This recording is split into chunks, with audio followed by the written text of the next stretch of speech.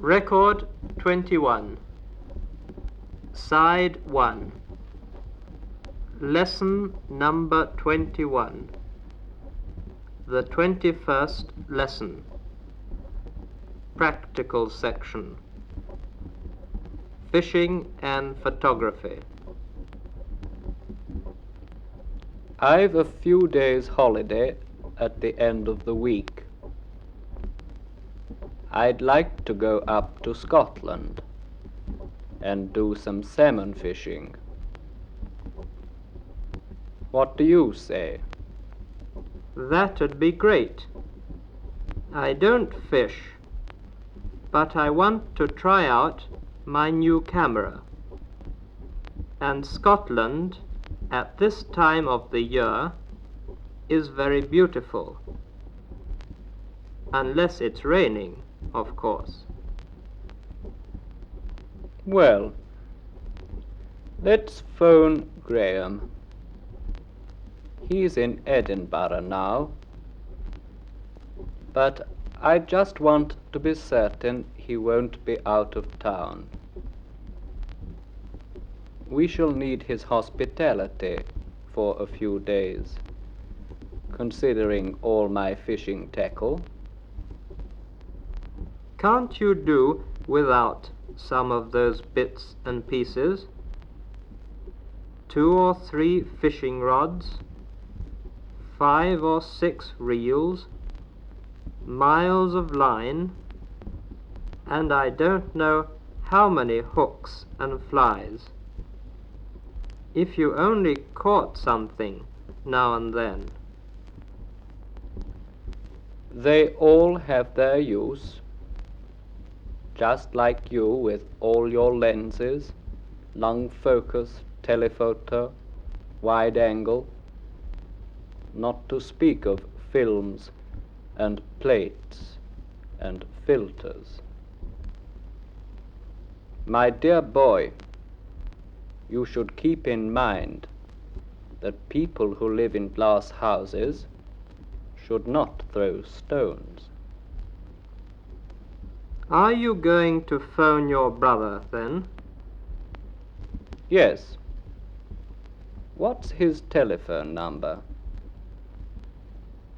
Ah, yes.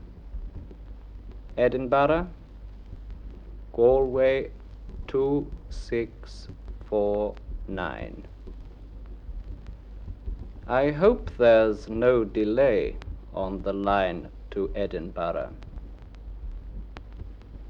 At this time of night, the lines shouldn't be busy.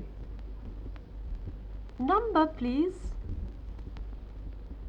I want to speak to Edinburgh, Galway 2649, please. What's your number, please? This is Manchester, Salton 9462. Thank you.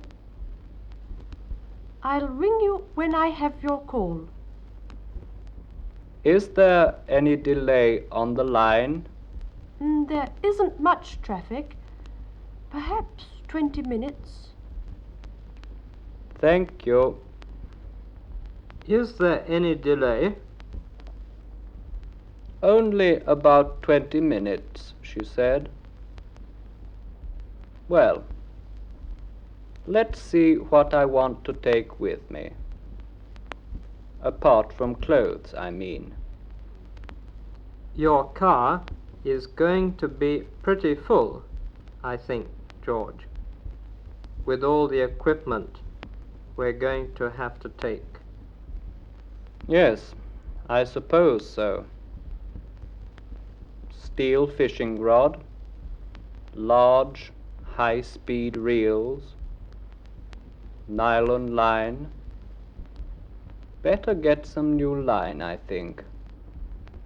It depends on the weather up north, whether I use flies or live bait.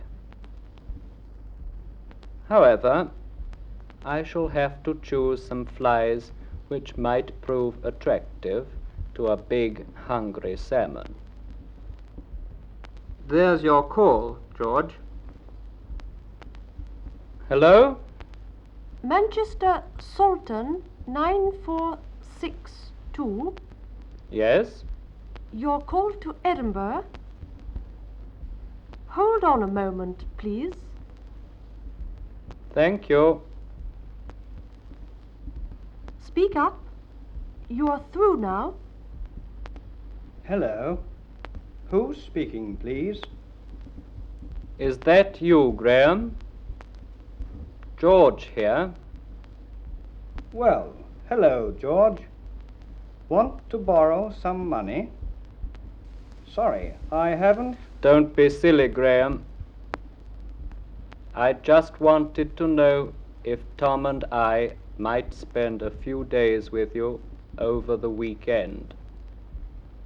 That'd be fine. I haven't seen you since Christmas. Why so sudden, though? Are you being chased by creditors or something? No, no. I'd like you to take me fishing on the Tweed. I'd like to catch a great big salmon. Fine, then. I was going for a little fishing myself at the weekend. Does Tom fish too? No, he's an amateur photographer. Talks about films, shutter speeds, exposure meters, rangefinders, and is offended if you call one of his efforts a snapshot instead of a photograph. Well, then, it should be an interesting weekend. The weather here is wonderful at the moment. Hope it keeps up. All right, Graham. See you on Saturday, towards evening. Bye-bye. Bye-bye, George. Drive carefully. Still speaking? No, thanks. We've just finished. Well, that's all arranged. I'll take both my cameras and a supply of color film. The weather might just be right. Graham said it's wonderful at the moment. Good. If I can only get some good shots in color, I'd have something to add to my collection of diapositives. I have a good little projector, but my dream is to have a really good cine camera and, of course, a movie projector. Your hobbies, like mine. Once you begin, you'll never stop spending. Side 2. Grammatical section. Intentional future. I shall go is simply a predicative future and expresses what a person expects to do at a future moment. I will go is volitive. That is, it indicates determination and definite future intention because the subject wants. There is, however, a further future known as the intentional future. This tense is formed by to be going to and is used with most verbs, though verbs of motion usually do not use the form, the simple progressive of the verb being sufficient. We shall study when we have time. They shall study before they go out. I'm going to study very hard for my examination. We're leaving for Paris on Saturday.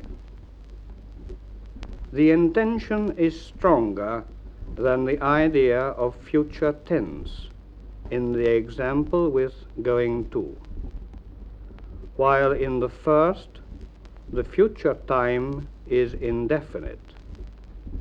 In the second example, the volition of the speaker is stronger than the future idea.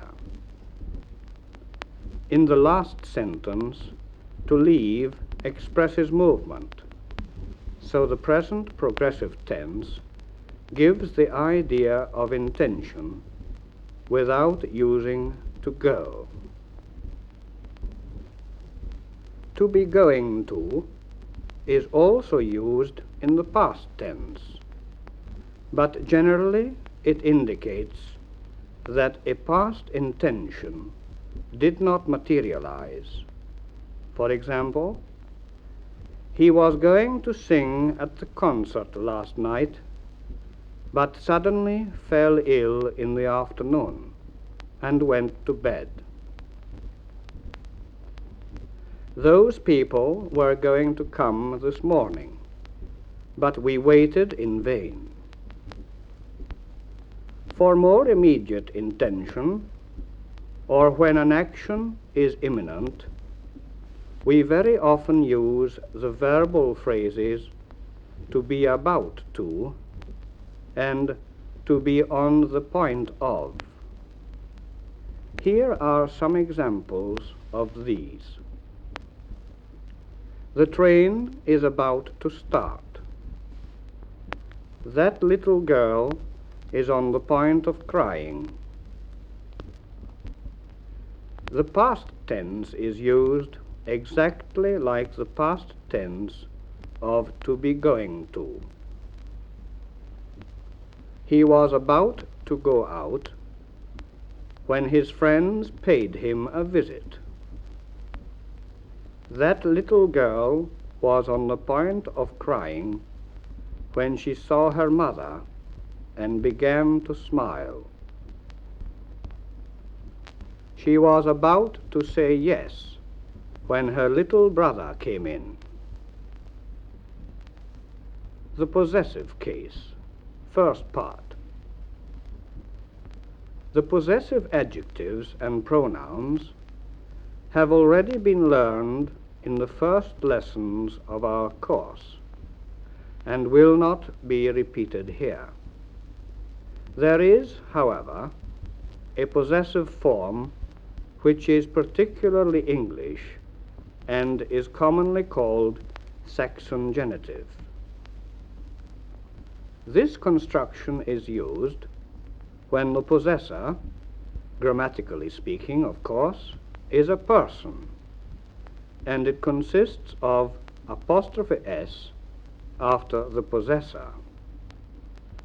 Let us look at an example or two. The book of the boy becomes the boy's book. The wife of the doctor becomes the doctor's wife. Notice that the person or thing possessed comes directly after the possessor, and both may be qualified by adjectives. For example, the blue book of the clever young student becomes the clever young student's blue book. In the normal plural, only the apostrophe is added after the plural s. The blue books of the clever young students becomes the clever young student's blue books. It is important to notice that if we consider only the possessive phrase itself, there may sometimes be a little difficulty in deciding whether the possessor is singular or plural, as in, the teacher's books were on the desk. The teacher's books were on the desk. In cases like this, the student must take what help is offered by the context. The listener will probably know whether the speaker intends one or more than one teacher by what has been said before. With the irregular plurals, the possessive case is shown in the same way as for the singular of ordinary nouns. The children's toys means the toys of the children. The postman's bags means the bags of the postman.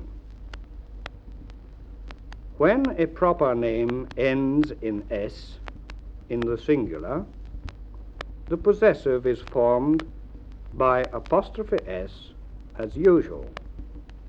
But classical and unusual names very often take only the apostrophe without the additional s.